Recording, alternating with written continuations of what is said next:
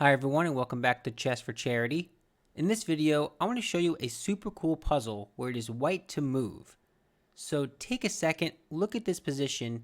Just for context, this white pawn on f7 is going up the board, so it's threatening to promote at this moment. And black's pawns are obviously going down the board. And as I mentioned, it is white to move. Give it a second, see if you can figure out the best sequence going forward for white. While you're thinking about this, let me quickly encourage you to subscribe if you have not yet already. Half of the income that I earn in this channel goes directly to charity, so if you like chess and you like helping people, this is the channel for you. Okay, let's get into it here. So let's talk about maybe the first kind of semi-obvious move. Let's say you promote, because that seems sensible. Well, unfortunately, it does not work because bishop takes e1 with check, very importantly. Let's say the king takes or the king doesn't take, it doesn't really matter. What that does is it gives up control of this square, you queen, and black is completely winning in this position, right? You can try to block, that's not a good idea.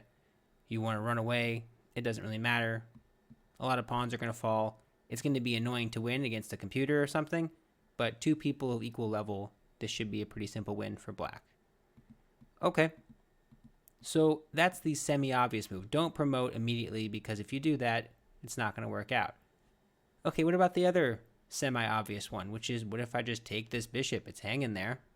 Well, if I do that, the problem is I'm giving black one tempo, which is enough to take this pawn on h2.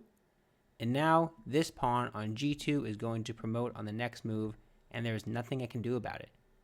I can promote, great. But black promotes, and it may seem like this is equal, but it is not. This is a win for black. These pawns are no match for this bishop. The queen can eventually trade itself off if it wants to. A lot of open space for the queen to operate. A lot of stuff like that. Very scary. So black is winning here. Okay, so what is the first move? Let's find that out first. Let's figure that out. What is the first move? Well, the first move has to be focused on this h2 pawn. So even though it looks a little crazy, the first move is king g1.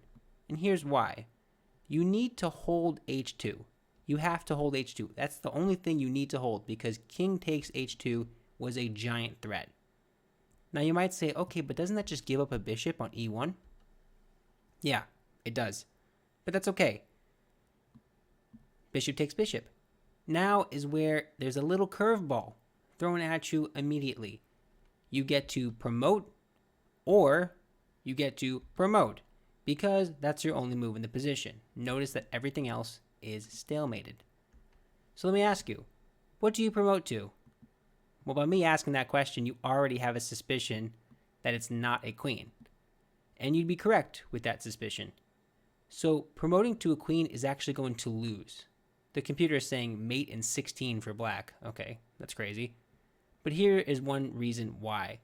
Bishop to c3 is a huge threat because I'm going bishop d4, and that's going to be checkmate because this pawn holds these two squares together, and the king is supporting, let's use another color, g2. Okay, so bishop c3. Great. And now, surprisingly, you have no defense to this next move. The computer is saying king f2 is the best move. Does that seem sensible though? After this check and this promotion, does it really seem like you've achieved anything? I don't think so. So what's the problem? Maybe you want to play a different move just to be comprehensive here. You want to take here. This is not going to change anything. There's no stalemate. You're fine. So something like this. You're one move too slow if this is what you're thinking. So kind of cool. You always have that move. Anyway, that's checkmate, by the way. Okay. You could have promoted to a bishop there. That would have also been checkmate. Okay, so let's talk about the crux of this issue, the crux of this problem. Promotion. It's to a rook. Now, why? Well, here's the difference. If I were to play something like bishop c3 again as black, white has only one move here, and that one move is to play rook f2. Now, why would I possibly do that? Well, before, when this was a queen, if I were to play queen f2, what's the difference? Well, now black cannot play bishop d4 because now this is absolutely pinned. This is an absolute pin. What do I mean by absolute pin? This can't move at all. It can't move on the diagonal or the rank. And I guess suppose also the file. It can't move anywhere. It can't move at all. If it were a queen, just really quickly, let me back up. If it's a queen and this same sequence happens, it's not an absolute pin because I can take this. And now I lose, like I was just showing, right? Just run this down the board. That's fine. So you have to promote to a rook to preserve this chance of self-pinning for stalemate. Super good idea. In case you don't get it, one more time. This is pinned. All these pawns can't move. Therefore, bishop d4 would be a blunder by black because it seems like you're just giving the draw immediately. There's still some chances in the air. Okay, that's if, by the way, that's if bishop c3. We'll examine that line. So white plays rook f2. Okay, I just said you don't want to play bishop d4 because you'd be giving the draw immediately. Instead, you want to try to keep the game alive. So you play d5. So if they take, as white, if they take, now there's a big problem because now you can play bishop d4 and white has tempi that they need to exhaust before being stalemated. So they play something like d6. You can play whatever you want here. The most precise is h4. You're essentially just going to break down this structure like this and eventually this. Or personally, I would just play this. Take, take, take, and this is just going to be easy. They want to push. They're a little too slow because this is going to be fine. I'm going to be there. That's just the way I would see it, but that's just me. Okay, let me go back. So you don't take this as white because if you do, like I just showed, you're going to lose. So what is the best move? Well, if you move the rook anywhere along this second rank, like this or like this or like this, it feels like I'm going to fall victim to this bishop d4 check, and that would be correct. But there is one square that I have available to me, which is to check on g2. Sorry, to capture. There's no check there. To capture on g2. And the reason why I want to do that is because now I have a new square for my king. That square is called h1. Okay, now if they check me, I just play king h1. Now I'm holding this, and I'm holding this. Everything's being held together. Perfect. Okay, now you have to examine a couple of lines here. Let's talk about what the best thing to do is. So I just played h1. Now you might think white's kind of in trouble here because now they can take this pawn, and I have another pawn that can go down the board as black. So in this position, there's only one move that draws this game for white. And by the way, a draw is the objective result of this position. There's no better way to do it. The one move that draws out of all of these rook moves, the only one that draws is f2. Now why? Well, if you play a move like this, they play c3, and the rook has to pretty much stay trained on this second rank, and eventually white is just going to run out of moves. Black has enough time. They're going to come in and win. If you want to see that, feel free to mess with it. The position will be in the description, so copy that into a fen. The fen is in there. Copy it into chess.com or somewhere, and you'll be able to figure it out on your own. Okay. Rook f2 is the only move that saves this game for white. So clearly the idea is that if you take this, it's stalemate, right? So you don't take it if you're black, right? That's the only thing that makes sense. Instead, you just, I don't know, play h3 or, sorry, a6 or c3. What's the issue with this? Let's just say you play the semi-obvious move, c3.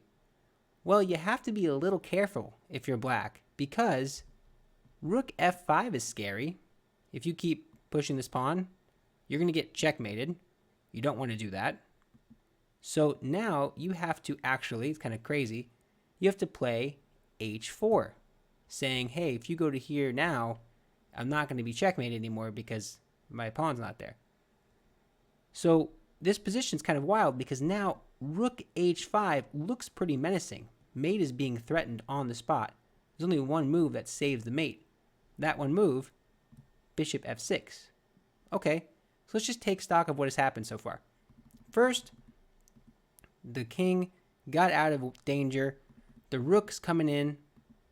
The pawn's dangerous for black. White makes a threat.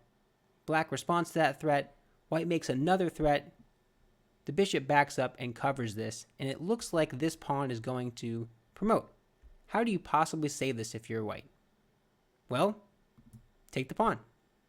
Because if this pawn pushes, you capture it. If this bishop moves, you go back maybe, or you take this because now it's covered. It's not covered. So just for example, if they move like this, you can not take this because it's covered. Instead, you can play g takes h, and then if the king takes, your king can come here. You're covering this. You're fine. This is a draw. So what is the best move after rook takes c5? Well, for black, they're trying to break apart this structure. They can play h takes g. Now, that looks kind of scary, right? Because it's allowing rook h5 check. But that's totally fine. They can block with bishop h4. And now, the end of this puzzle is kind of cool because it just pretty much shows how it all comes together. So the move that is played in the position of the composition is king g1. You could also play rook c5. And then g takes h, king h1, and look at this. This is how the study ends. g3, rook g5. Look at that crazy move. If you take it, it's going to be stalemate. c2, I want to checkmate you. I'm one move away from checkmating you, but it doesn't work. Rook takes g3, and that is a draw. Whether the king takes or the bishop takes, that's a draw. So really cool study. I like the way it's composed. It's just kind of wild when you look at this first position and you step away to give up the bishop, promote to a rook, allow all this kind of stuff. It's just amazing how it all works out. So I think it's kind of clear why this position works out the way it does. This under promotion kind of makes sense. You can't do anything else or else you're going to lose. But yeah, that's kind of it. Hopefully you enjoyed it. If you did, feel free to like and subscribe. Thank you to William on Discord who created this puzzle and suggested it. Big shout out to him. So thank you. And that is it for now. Thanks so much. Bye.